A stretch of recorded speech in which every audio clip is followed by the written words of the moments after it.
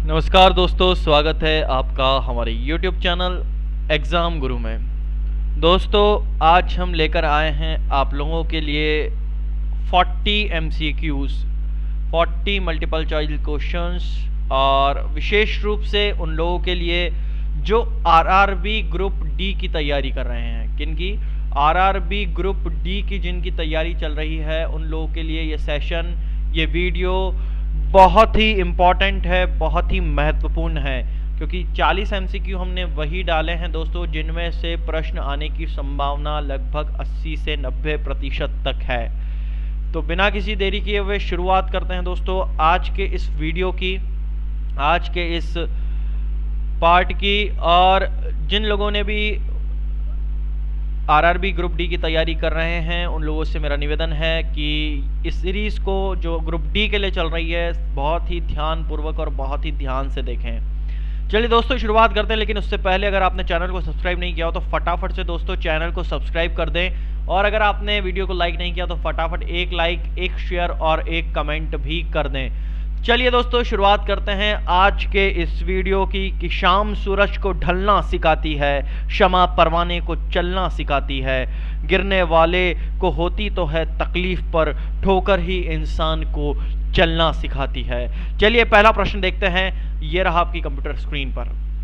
प्रथम केंद्रीय विधानसभा का गठन कब किया गया था? चलिए इसका फटाफट उत्तर बताएंगे दोस्तों कमेंट बॉक्स में कमेंट करके। चलिए इसका उत्तर देख लेते हैं। इसका उत्तर है दोस्तों 1921। भारत सरकार अधिनियम जो 1919 यानी 1919 के तहत प्रथम केंद्रीय विधानसभा का गठन वर्ष 1921 में किया गया था। इसके प्रथम अध्यक्ष फ्रेडरिक हाइट थे। कौन थे? फ्रेडरिक हाइट इसके सबसे पहले अध्यक्ष थे, सबसे पहले इसके चेयरमैन थे, और वो कब से कब तक रहे थे? 1921 से लेके 1925 तक वो रहे थे। चलिए दोस्तों अगला प्रश्न देख लेते हैं। अगला प्रश्न हमारे पास, सूर्य के बाद पृथ्वी से सबसे नजदीकी तारा कौन सा है? चलिए फटाफट बताएंगे दोस्तों कौन सा है। चलिए इसका उत्तर देख लेते हैं। इसका उत्तर है दोस्तों प्रोक्सिमा सेंचुरी। जो प्रोक्सिमा सेंचुरी है वो सूर्य के बाद पृथ्वी से सबसे नजदीकी तारा है। पृथ्वी 3 जनवरी को सूर्य के सबसे निकट होती है। ऐसी स्थिति को उपसौर कहते हैं। क्या कहते हैं? उपसौर कहते हैं। इसके विपरीत 4 जुलाई को पृथ्वी सूर्य से अधिकतम दूरी पर होती है। ऐसी स्थिति को अपसौर कहते हैं। क्या? 3 जनवरी को सबसे निकट होती है और 4 जुलाई को सबसे दूर होती है, और उपसौर और अपसौर दोनों कहा जाता है। अगला प्रश्न देख लेते हैं। सबसे तेज नाम पंक्ति यानी बायलाइन के साथ प्रसारण कौन करता है? कौन करता है? फटाफट उत्तर बताएंगे दोस्तों। चलिए इसका उत्तर देख लेते हैं। इसका उत्तर है दोस्तों आज तक। जो सबसे तेज नाम पंक्ति का प्रसारण आज तक चैनल करता है। आज तक सबसे तेज उसकी सबलाइन रहती है। अगला प्रश्न देख लेते हैं। संयुक्त राष्ट्र संघ के कितने अंग होते हैं? फटाफट बताएंगे। संयुक्त राष्ट्र संघ के कितने अंग होते हैं? उसके प्रमुख 6 अंग होते हैं। इनमें महासभा, संयुक्त राष्ट्र सुरक्षा परिषद, आर्थिक एवं सामाजिक परिषद, संयुक्त राष्ट्र न्यास, अंतर्राष्ट्रीय न्यायालय एवं संयुक्त राष्ट्र सचिवालय शामिल होते हैं। चलिए अगला प्रश्न देख लेते हैं। शिवाजी का गुरु कौन था? बहुत इंपॉर्टेंट प्रश्न है। शिवाजी का जो गुरु था वो कौन था? उत्तर बताएंगे दोस्तों। इंपॉर्टेंट प्रश्न है। चलिए इसका उत्तर देख लेते हैं। इसका उत्तर है दोस्तों रामदास जी जो थे वो आपके शिवाजी के गुरु थे। जो शिवाजी का जन्म 1627 ईस्वी में पूना के निकट शिवनेर के दुर्ग में हुआ था। उनके पिता का नाम जो था वो शाहजी भोसले था, और उनकी माता का नाम जीजाबाई था। ये जनरल इंफॉर्मेशन शिवाजी के बारे में ध्यान रखनी है। चलिए अगला प्रश्न देख लेते हैं। भारत का पहला उप प्रधानमंत्री कौन था? चलिए बताएंगे फटाफट दोस्तों कौन थे? वल्लभ भाई पटेल। सरदार वल्लभ भाई पटेल जो थे वो सबसे पहले भारत के उप प्रधानमंत्री बने थे, और जवाहरलाल नेहरू को प्रथम जो प्रधानमंत्री बने थे हमारे वो जवाहरलाल नेहरू थे। अब तक के सर्वाधिक उप प्रधानमंत्री देने वाला राज्य जो है वो गुजरात का है, और गुजरात से ही हमारे सरदार वल्लभ भाई पटेल भी थे, ध्यान रखिएगा। चलिए अगला प्रश्न देख लेते हैं। अगला प्रश्न है, उस मराठा राजा का नाम बताइए जो औरंगजेब से बहादुरी से लड़ा। फटाफट उत्तर बताएंगे दोस्तों। इसका उत्तर देख लेते हैं। इसका उत्तर है दोस्तों शिवाजी। जो शिवाजी थे वो औरंगजेब से बहुत ही बहादुरी से लड़े थे। अगला प्रश्न देख लेते हैं, भारतीय मरुस्थल को कहते हैं? फटाफट बताएंगे दोस्तों, क्या कहते हैं उसको? कहते हैं थार। जो भारतीय मरुस्थल है उसको हम लोग थार कहते हैं, जो कि उत्तर पश्चिम में बहुत विस्तार रूप से फैला हुआ है। चलिए अगला प्रश्न देख लेते हैं। निम्न मानव निर्मित विपदाओं में कौन सी सामाजिक रूप से है? फटाफट उत्तर बताएंगे दोस्तों कमेंट बॉक्स में। चलिए इसका उत्तर देख लेते हैं। इसका उत्तर है दोस्तों गृहदाह। जो गृहदाह है वो बलपूर्वक घरों को जलाए जाने से है। अगला प्रश्न देख लेते हैं। रेड डाटा बुक में किसका विवरण दिया गया है? रेड डाटा जो बुक है उसमें किसका विवरण दिया गया है? उत्तर बताएंगे। उसमें दे रखा है संकटापन्न पादप और जीव जंतु, इन दोनों का विवरण उसमें विस्तार रूप से दे रखा है। इसकी स्थापना वर्ष 1964 में हुई थी, आपको ये भी ध्यान रखना है। अगला प्रश्न है हमारे पास। निम्नलिखित में से किस स्थिति में बंदी प्रत्यक्षीकरण रिट जारी की जाती है? फटाफट उत्तर बताएंगे दोस्तों। चलिए इसका उत्तर देख लेते हैं। इसका उत्तर है दोस्तों दोषपूर्ण पुलिस नजरबंदी जो है वो आपका बंदी प्रत्याक्षीकरण रिट किसी व्यक्ति को अवैध रूप से निरुद्ध करने के विरुद्ध जारी किया जा सकता है। चलिए अगला प्रश्न देख लेते हैं। भारत में कभी कभी हरित मंत्रालय कहा जाने वाला मंत्रालय, हरित मंत्रालय कौन सा मंत्रालय कहा जाता है? तो पर्यावरण और वन, क्योंकि वो पूरी चीजें हरी भरी होती हैं। अगला प्रश्न देख लेते हैं। वह एकमात्र देश कौन सा है जिसके डाक टिकट पर उनका नाम नहीं है? फटाफट बताएंगे। चलिए इसका उत्तर देख लेते हैं। यूके। जो यूके एकमात्र ऐसा देश है जिसके डाक टिकट पर उनका खुद का नाम अंकित नहीं है। एनोलेक्स पवित्र ग्रंथ है। एनोलेक्स पवित्र ग्रंथ है। किन चीजों का पवित्र ग्रंथ है? वो है आपका कन्फ्यूज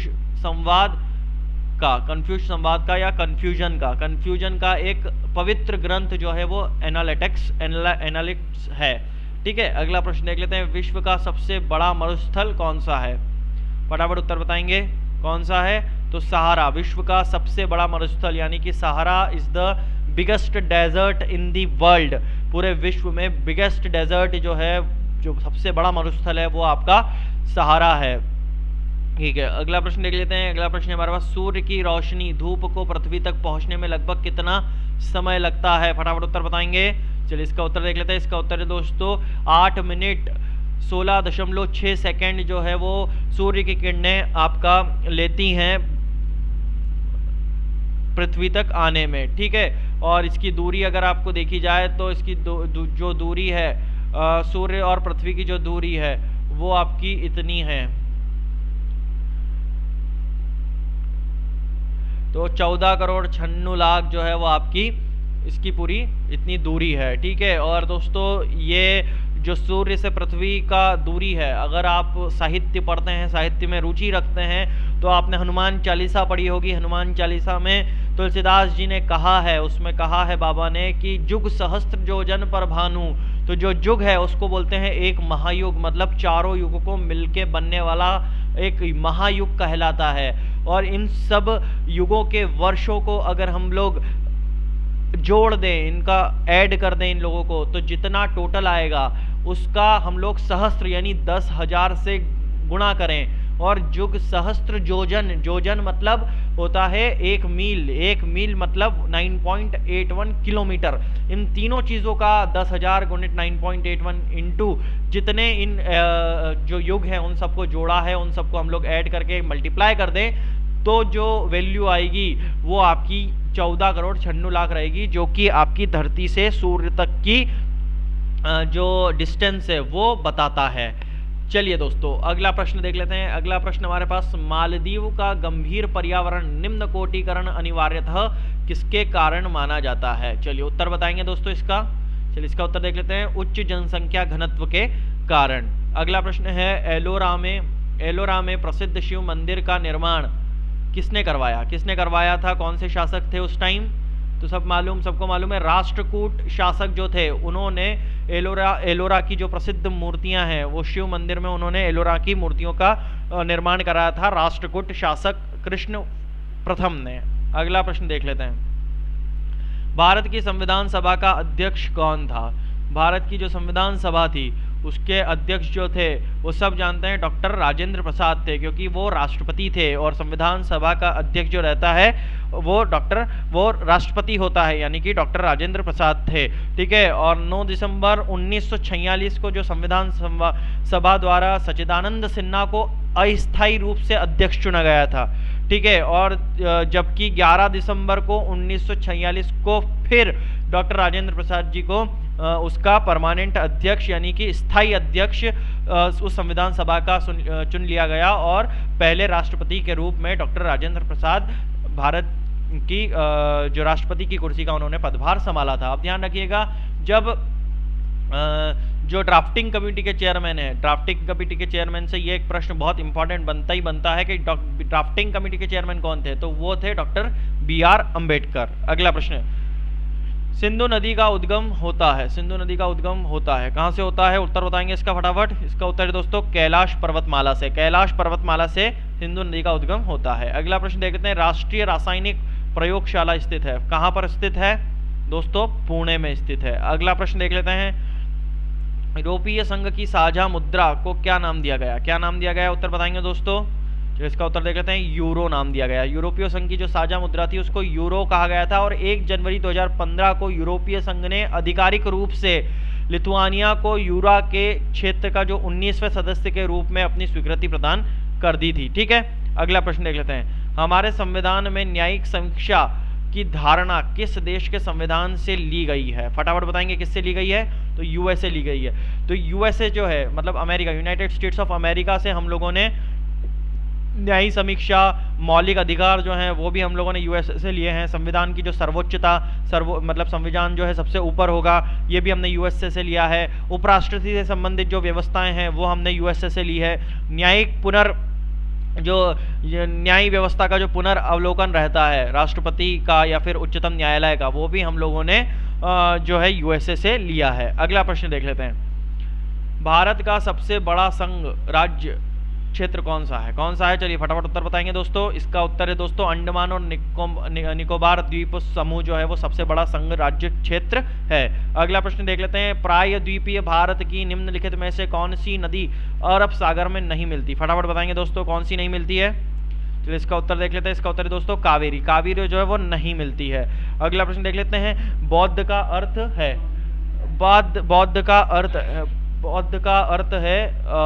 बौद्ध का अर्थ क्या होगा दोस्तों बताएंगे? ज्ञान प्राप्ति, ज्ञान प्राप्ति जो है वो आपका बौद्ध का अर्थ है, बौद्ध का अर्थ है आपका। ठीक है, अगला प्रश्न देख लेते हैं। अगला प्रश्न हमारे पास, निम्नलिखित में से किसके पतन से फ्रेंच क्रांति का शुभारंभ हुआ? फटाफट बताएंगे दोस्तों किसके उससे हुआ था? वो हुआ था बास्तील से। कहाँ से हुआ था? बास्तील से। अगला प्रश्न देख लेते हैं, निम्नलिखित में से कौन सा उद्योग कच्चे माल पर आश्रित उद्योग है? फटाफट बताएंगे दोस्तों कमेंट बॉक्स में कमेंट करके आंसर। चलिए इसका उत्तर देख लेते हैं। इसका उत्तर है दोस्तों चीनी उद्योग। पूर्णतः कच्चे माल पर आश्रित होने के कारण ही इनकी स्थापना कच्चे माल की प्राप्ति वाले क्षेत्रों में की जाती है। ठीक है, केंद्रीय प्रवृत्ति का सर्वाधिक स्तर माप क्या होता है? क्या होता है?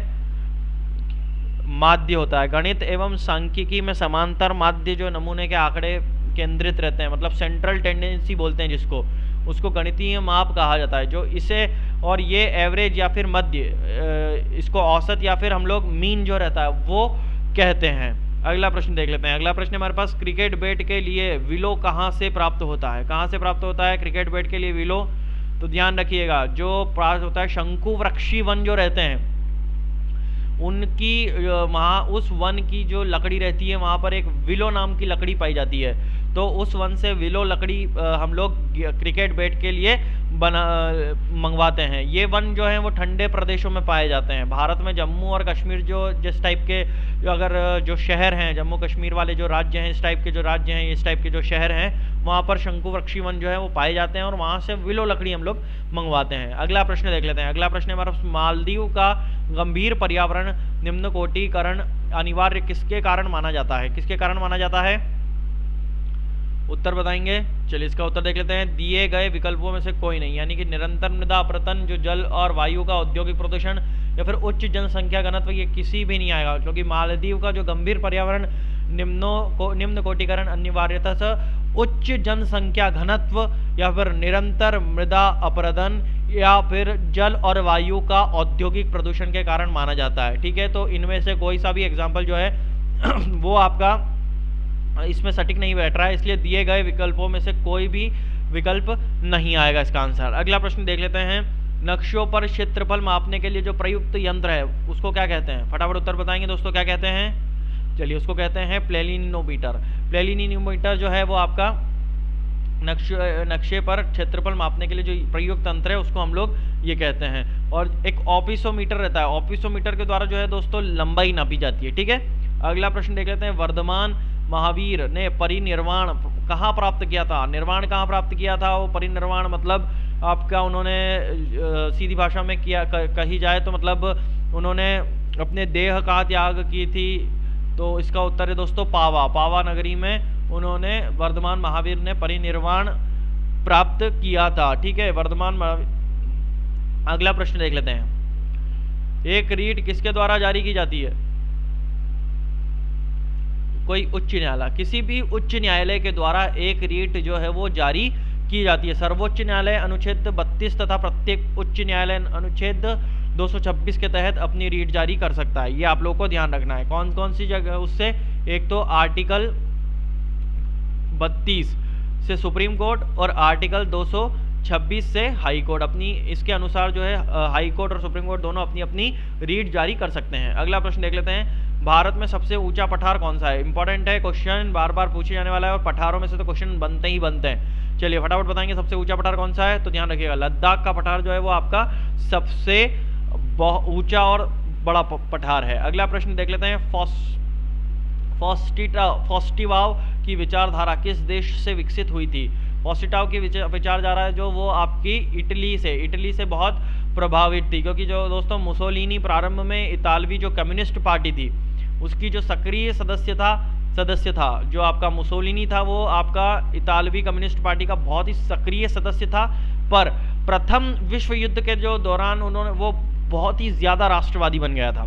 तो युद्ध के बाद उसने फेसिया आंदोलन में भाग लेना प्रारंभ कर दिया था। तो जो फॉस्टिटाव था वो आपका इटली देश की विचारधारा से बहुत ही ज्यादा प्रभावित था। अगला प्रश्न देख लेते हैं। अगला प्रश्न हमारे पास, चंद्रगुप्त मौर्य के दरबार में भेजा गया यूनानी राजदूत था, कौन था? मेगास्थनीज। जो मेगास्थनीज था वो आपका मतलब हम लोग अगर माने कि ये इनमें से अगर कौटिल्य, सेल्यूकस या फिर मेगास्थनीज या जस्टिन, इन सब में से जो मेगास्थनीज था वो सर्वप्रथम भारत आया था। तो मेगास्थनीज यूनानी था, मतलब ग्रीस शासक जो सेल्यूकस था उसका बहुत ही निकटतर राजदूत था। तो चंद्रगुप्त मौर्य के दरबार में उसको अपना राजदूत बनाकर जो ये था सेल्यूकस था उसने मेगास्थनीज को अपना राजदूत बनाकर भेजा था। और उसने उसकी बुक का नाम हमेशा पूछते हैं दोस्तों, मेगास्थनीज ने जो बुक लिखी है उसका नाम है इंडिका। बहुत ही इंपॉर्टेंट क्वेश्चन है, बनता है इंडिका नाम से एक ये बुक लिखी है जो कि मौर्य युगीन समाज पर निर्धारित है। अगला प्रश्न देख लेते हैं। पूरे विश्व में बाल्य कल्याण से संबंधित एकमात्र संगठन है, कौन सा है? फटाफट बताएंगे दोस्तों। यूनिसेफ। यूनिसेफ जो है वो आपका बाल कल्याण से संबंधित एकमात्र है, जिसकी स्थापना अगर हम देखे जाएं तो 1946 में हुई थी दोस्तों।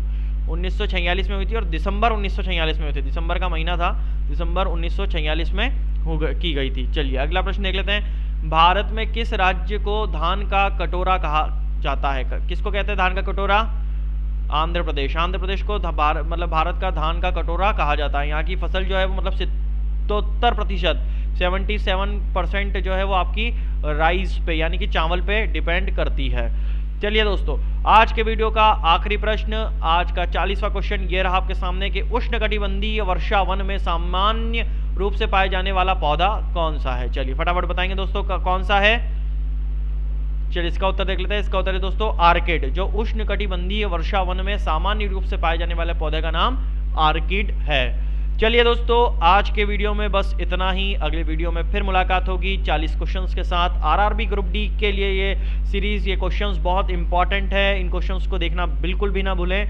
और मुलाकात करते हैं अगले वीडियो में कि सितारों को आंखों पर महफूज रख लो, बहुत दूर तक रात ही रात होगी, मुसाफिर हूँ मैं भी, मुसाफिर हो तुम भी। अगले वीडियो में फिर मुलाकात होगी, तब तक के लिए जय हिंद, जय भारत।